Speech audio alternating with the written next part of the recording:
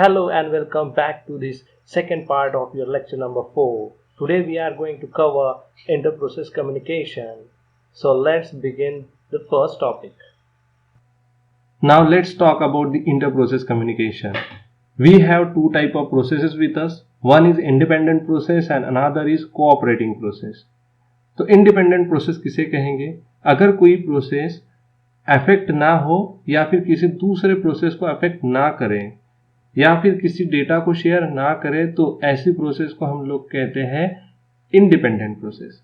लेकिन अगर कोई प्रोसेस अफेक्ट होती है या फिर किसी दूसरे प्रोसेस को अफेक्ट करती है या अपना डेटा शेयर करती है तो ऐसे प्रोसेस को हम कहते हैं कोऑपरेटिंग प्रोसेस। अब देखिए कौन से रीजंस है जहां पे कोऑपरेटिंग प्रोसेस वर्क करता है। तो फर्स्ट वन होता है इंफॉर्मेशन शेयरिंग, जहां पे एक प्रोसेस अपनी इंफॉर्मेशन दूसरे प्रोसेस के साथ में शेयर करता है। सेकेंड आता है कंप्यूटेशन स्पीड अप। अगर कोई प्रोसेस को हमें फास्ट एग्जीक्यूट करना है तो ऐसी सिचुएशन में हम प्रोसेस को डिवाइड करते हैं इनटू नंबर ऑफ पार्ट्स और उन पार्ट्स को हम पैरेलली एग्जीक्यूट करते हैं ताकि हमारा कंप्यूटेशन स्पीड बढ़ जाए। थर्ड आता है मॉड्यूलरिटी, जहां पे हम लोग मॉड्यूल्स में इनको डिवाइड करेंगे और मॉड्यूल के थ्रू हम इनको एग्जीक्यूट करके लेंगे। और फोर्थ आता है कन्वीनियंस। तो ये है रीजंस जहां पे कोऑपरेटिंग प्रोसेस वर्क करता है।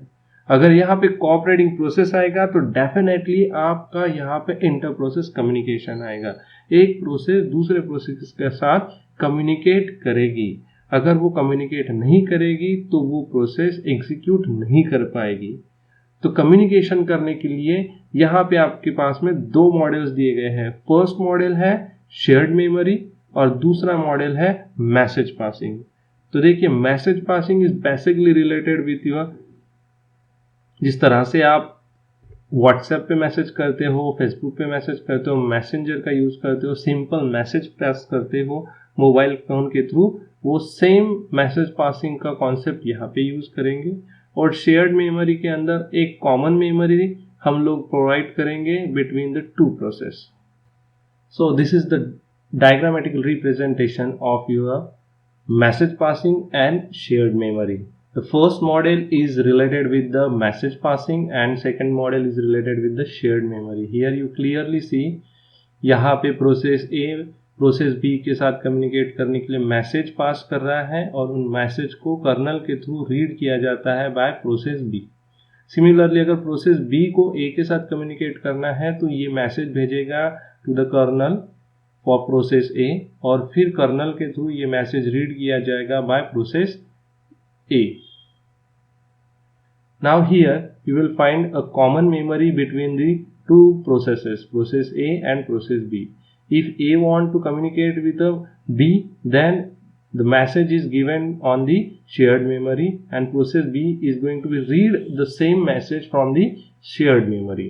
If process B want to communicate with process A, then process B is putting their message on a shared memory and process A is going to read that message by using a shared memory.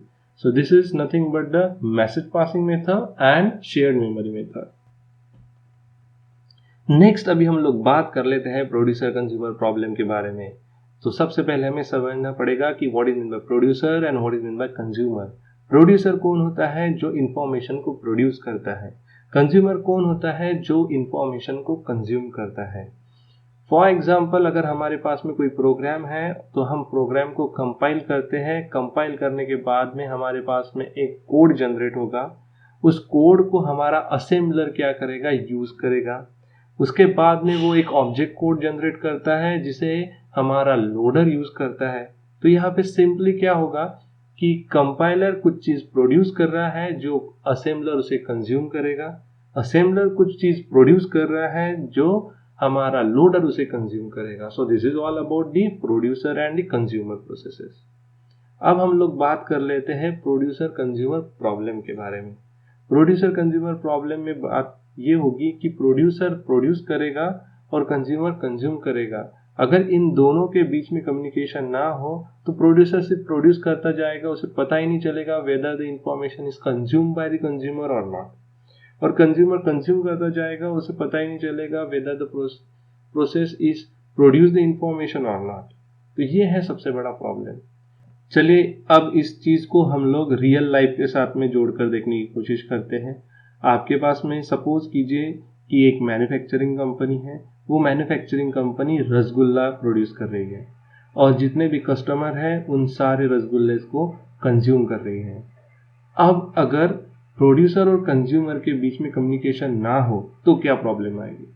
Producer produce कर रहे हैं, मतलब आप अपने रसगुल्ले बनाते जा रहे हो बनाते जा रहे हो बनाते जा रहे हो और कोई कंज्यूमर आपके रसगुल्ले का यूज नहीं कर रहा है या फिर उसे कंज्यूम नहीं कर रहा है, तो आपके पास में सिर्फ स्टॉक जमा होते जाएगा और आपकी कंपनी कहीं जाके बंद हो जाएगी। सेकेंड सिचुएशन हम लोग कंसिडर कर देते हैं कि हमने प्रोडक्शन को स्टॉप कर दिया, हमें पता ही नहीं चल रहा है कि कंज्यूमर कितना कंज्यूम कर रहा है और कंज्यूमर उधर कंज्यूम करते ही जा रहा है करते ही जा रहा है करते ही जा रहा है। एक सिचुएशन आएगी कि आपका स्टॉक खत्म हो जाएगा, आपका प्रोडक्शन बंद हो चुका होगा और डिमांड इतनी बढ़ जाएगी कि आपको फिर प्रोडक्शन करने में प्रॉब्लम जाएगा और ऐसी सिचुएशन में भी आपका बिजनेस बंद हो सकता है। So this is actual a producer consumer problem. तो इसके ऊपर सॉल्यूशन क्या प्रोवाइड करें? इसके ऊपर सॉल्यूशन होता है शेयर्ड मेमोरी। तो शेयर्ड मेमोरी का यूज करके दो प्रोसेस एक दूसरे के साथ कम्युनिकेट कर सकते हैं। अगर वो एक दूसरे के साथ कम्युनिकेट करेंगे तो डेफिनेटली ये प्रोड्यूसर कंज्यूमर प्रॉब्लम सॉल्व हो जाएगा। तो यहाँ पे हम लोग दो टाइप की मेमोरीज उनको प्रोवाइड करते हैं। फर्स्ट आता है अनबाउंडेड बफर और दूसरा आता है बाउंडेड बफर।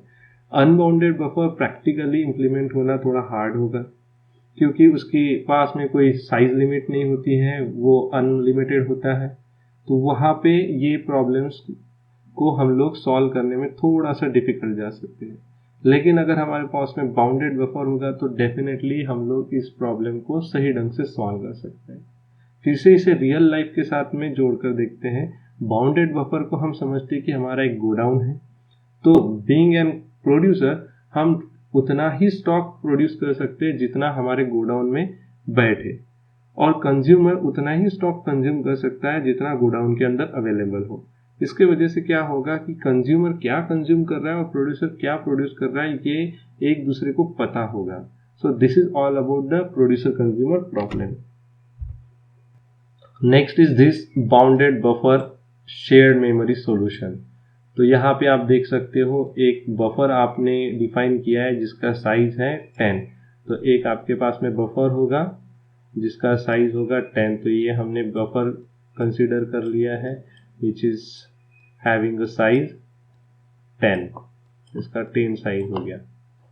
अब यहाँ पे आप देख सकते हो कि आपने यहाँ पे दो वेरिएबल डिफाइन किया है, एक है इन और दूसरा है आउट, जिसकी वैल्यू है 0 और दूसरे की वैल्यू है 0। तो इन क्या करेगा, ये इंसर्ट करने के काम में आता है और आउट क्या करेगा, ये आपके बफर से डेटा को बाहर निकालने के काम में आता है। So this is are the two variables, one for insert and second is for exit.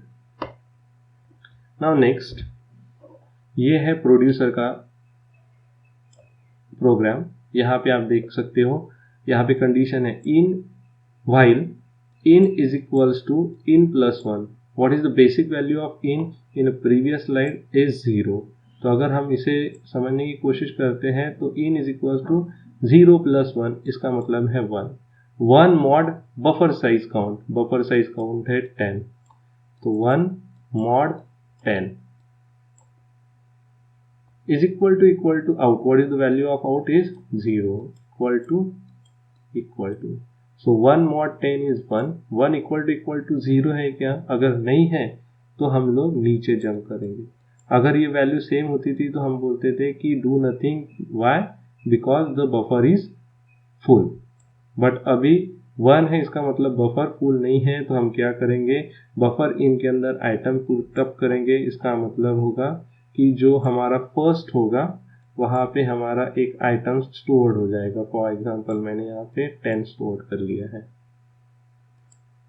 Then हम लोग वापस से इनकी वैल्यू को चेंज करेंगे, फिर यहाँ पे जाएंगे 1 plus 1 is 2 हो जाएगा। नाउ 2 mod 10 is 2, फिर हम वैल्यू को इंसर्ट करेंगे, फिर 3 4 5 6 7 8 9 10 टाइम्स फिर जाएंगे, तो 10 mod 10 is 0 and 0 equal to 0। इसका मतलब है कि आपका बफर फुल हो गया है।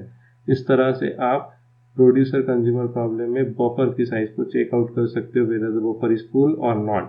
If the buffer is full तो हम लोग कोई डेटा को प्रोड्यूस नहीं करेंगे, अगर बफर फुल नहीं है तो हम डेटा को प्रोड्यूस करते हुए चलेंगे। नेक्स्ट अभी हम लोग बात कर लेते हैं बाउंडेड बफर कंज्यूमर साइड की। तो देखिए यहाँ पे सबसे पहली कंडीशन दी गई है इन इक्वल टू आउट है। तो what is the value of in after putting the data into the buffer, that is 10। और आउट की वैल्यू क्या है, आउट की वैल्यू पहले है 0।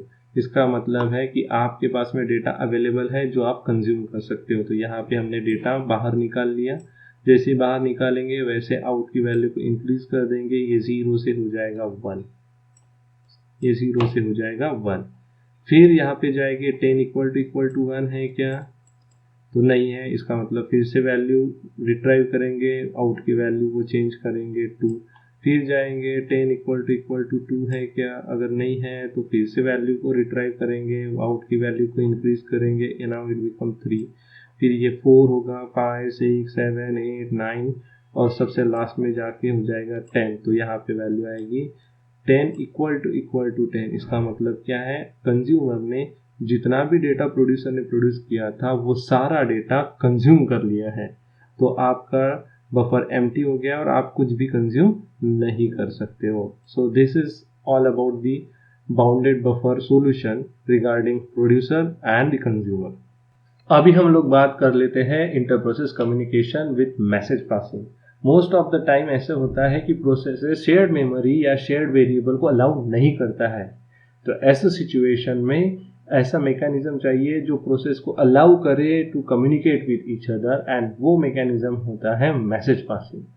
आईपीसी दो टाइप के ऑपरेशंस को सपोर्ट करता है, one is send and another is receive in message passing. Send यानी कि आप आपका मैसेज भेज सकते हो विद अ फिक्स साइज, और रिसीव में आप अपना मैसेज को रिसीव करके उस मैसेज के अकॉर्डिंग टू टास्क परफॉर्म कर सकते हो।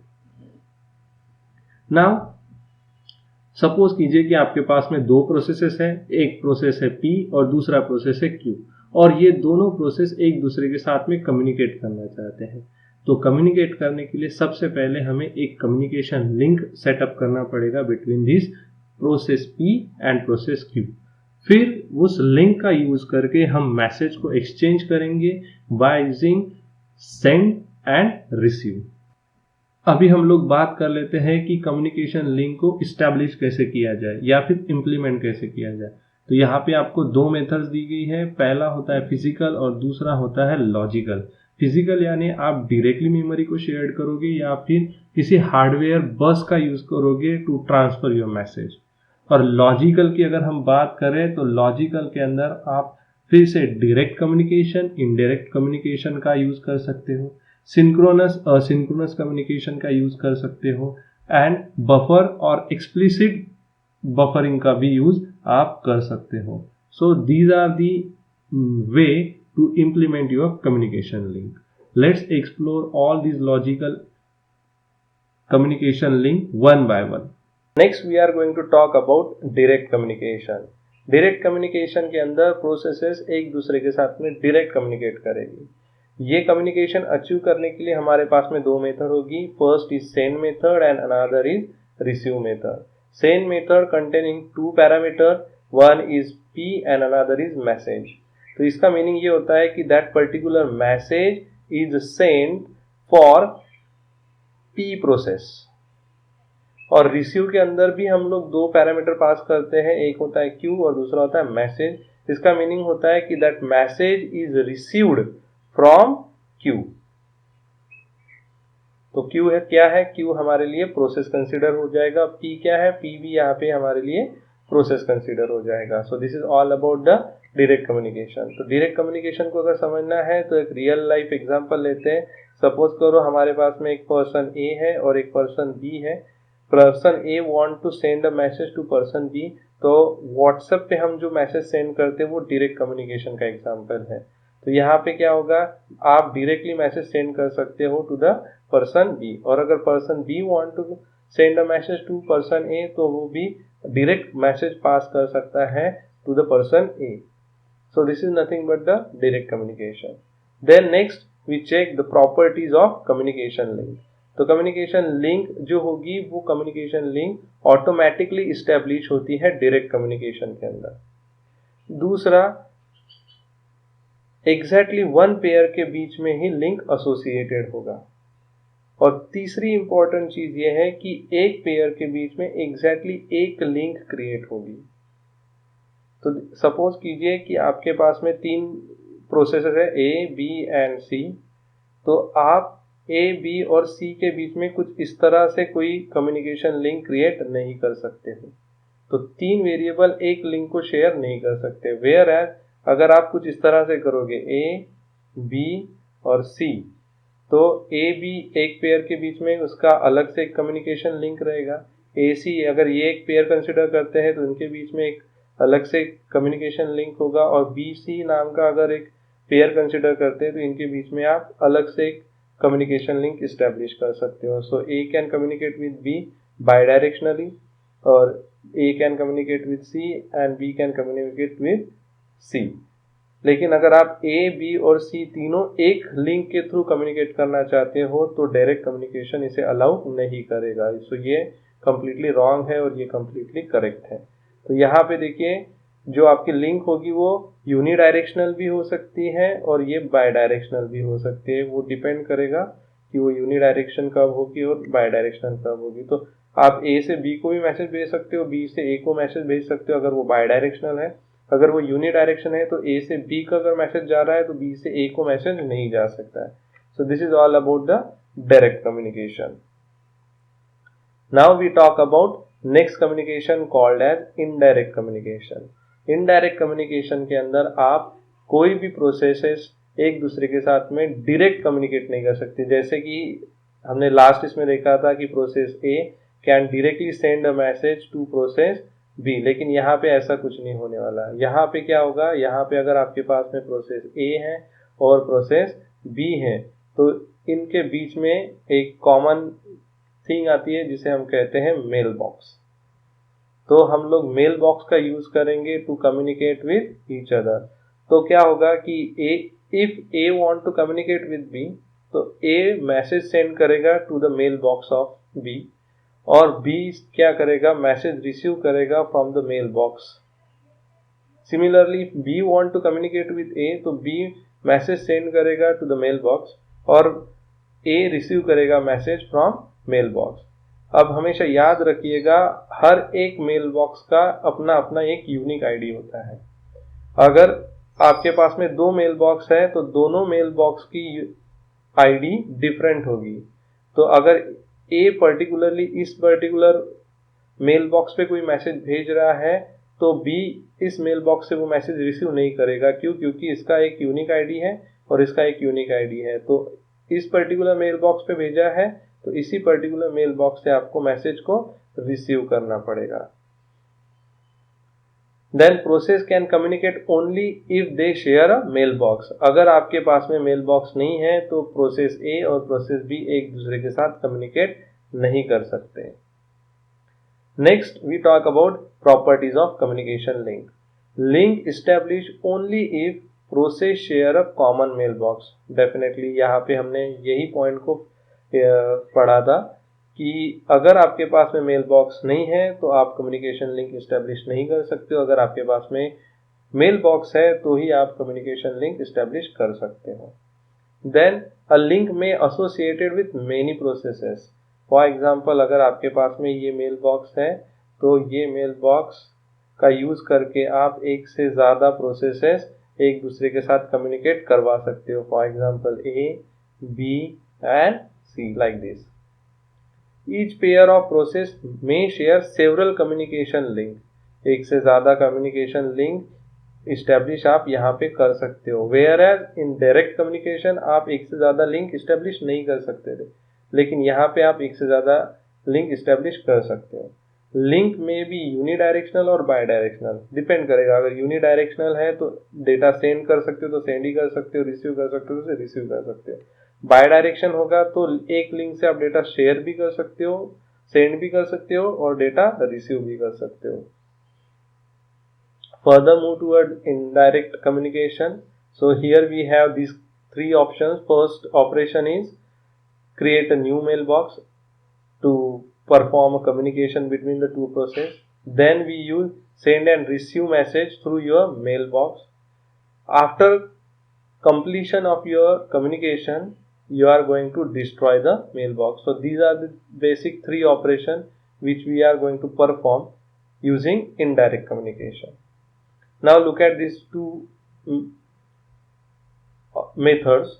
First method is send method, where you will get a message. इसका meaning है कि send a message to a mailbox A. Now we are not going to send a message directly to the process A. We are going to send a message to a mailbox, क्योंकि indirect communication है, direct communication नहीं होता है। Receive में भी a message, इसका meaning है कि we are going to receive a message from a mailbox. We are not going to receive a message directly from a process. So this is all about the indirect communication. Now let's consider this example related with the indirect communication. Here we have a mailbox share with these three processes. So consider a mailbox A over here and process P1, P2, and then we have process P3 with us. Now what happen? P1 will send a message to mailbox A. P2 is also connected with A and P3 is also connected with A. Now P1 ने जो message भेजा है वो message कौन receive करेगा? Either P2 receive करेगा या P3 receive करेगा। तो इसके लिए ये तीन सॉल्यूशन दिए हैं। पहला सॉल्यूशन है कि आप जो लिंक प्रोवाइड कर रहे हो बिटवीन द प्रोसेसेस, तो वो लिंक सिर्फ आप दो ही पर्टिकुलर प्रोसेस के बीच में प्रोवाइड कीजिए। उससे क्या होगा कि P1 सेंड करेगा तो P2 रिसीव करेगा, P3 का इसमें कोई रोल नहीं रहेगा। दूसरा बेस्ट सॉल्यूशन इन्होंने दिया है कि आप अगर at a same single time एक ही प्रोसेस को अलाउ करोगे to perform the receive operation. For example अगर P1 सेंड कर रहा है तो P2 और P3 में से आप सिर्फ एक ही प्रोसेस को अलाउ कीजिए to perform the receive operation. तो इसे हम रिसीव ऑपरेशन परफॉर्म करने से रोक लेंगे। अगर ये रिसीव ऑपरेशन परफॉर्म नहीं करेगा तो P2 रिसीव कर लेगा, तो डेफिनेटली आपका जो कम्युनिकेशन है वो कंप्लीट हो जाएगा। Otherwise let the system decide arbitrarily, या फिर आप कह सकते हैं कि let the sender decide arbitrarily कि ये पर्टिकुलर जो मैसेज आप भेज रहे हो वो किसने सिलेक्ट करना चाहिए, किसने रिसीव करना चाहिए। तो सेंडर विल डिसाइड कि रिसीव किसने करना चाहिए और वो नोटिफाई करेगा मेल बॉक्स को कि ये पर्टिकुलर मैसेज P2 के लिए भेजा है, ना कि P3 के लिए। तो ये नोटिफिकेशन से क्या होगा कि मैसेज रिसीव किया जाएगा by the process P2। So in that way आप इनडायरेक्ट कम्युनिकेशन परफॉर्म कर सकते हैं। नेक्स्ट टाइप का कम्युनिकेशन लिंक आएगा, that is synchronization, means synchronous and asynchronous. Synchronous किसे कहेंगे? जहाँ पे आप ब्लॉकिंग यूज करोगे वहाँ पे सिंक्रोनस आएगा, जहाँ पे नॉन ब्लॉकिंग यूज करोगे वहाँ पे असिंक्रोनस आएगा। तो ब्लॉकिंग मतलब आप सेंडर को ब्लॉक करके रखो। कब तक? जब तक मैसेज रिसीव्ड नहीं होता है तब तक। Once you received a message, फिर आप सेंडर को अनब्लॉक कीजिए और फिर बोलिए कि now you are able to send another message. यहाँ पे आप ब्लॉक कर सकते हो रिसीवर को। कब तक ब्लॉक कर सकते हो? रिसीवर बोलेगा कि मुझे मैसेज भेजो, मुझे मैसेज भेजो, पर उसे हम ब्लॉक करके रखेंगे। कब तक? जब तक मैसेज अवेलेबल नहीं होता है तब तक। Once we have a message with us, तो फिर हम रिसीवर को अनब्लॉक करेंगे और मैसेज को सेंड करेंगे। सो इससे क्या होगा? इससे आपको सिंक्रोनस कम्युनिकेशन मिलेगा। असिंक्रोनस में क्या होता है? हम लोग किसी भी सेंडर को या रिसीवर को कभी ब्लॉक ही नहीं करते। तो इससे क्या होगा? सेंडर को ब्लॉक नहीं करेंगे तो सेंडर सेंड करते रहेगा मैसेज कंटिन्यूअसली। और अगर हम रिसीवर को ब्लॉक नहीं करते हैं तो रिसीवर रिसीव करने की कोशिश करेगा नल, तो उसे नल मैसेज या फिर इनवैलिड मैसेज को उसे रिसीव करना पड़ेगा। सो this is nothing but the synchronous communication link. Now next we are going to talk about buffering. So buffering is also one of the kind of link for a communication. तो यहाँ पे हम लोग क्या करेंगे? यहाँ पे हम लोग बफर यूज करेंगे for the communication. तो यहाँ पे हम लोग तीन टाइप के बफर यूज करते हैं। One is zero capacity buffer, which contains zero message. Another is bounded capacity having a finite length, means अगर आपने इस बफर की वैल्यू 10 डिफाइन कर ली तो आप 10 message at the same time send कर सकते हैं या रिसीव कर सकते हैं. अनबाउंडेड के अंदर आप इनफाइनाइट नंबर ऑफ लेंथ को यूज कर सकते हो, तो वहाँ पे आपके पास में infinite number of messages send और रिसीव करने की कैपेबिलिटी होती है. So this is all about the buffering. So यहाँ पे हमने 3 टाइप के कम्युनिकेशन लिंक देखी. One is direct indirect, then we talk about synchronous or asynchronous communication link, and then we talk about the buffering link. I hope you understand the concept of inter-process communication. Stay home, stay safe. Thank you very much.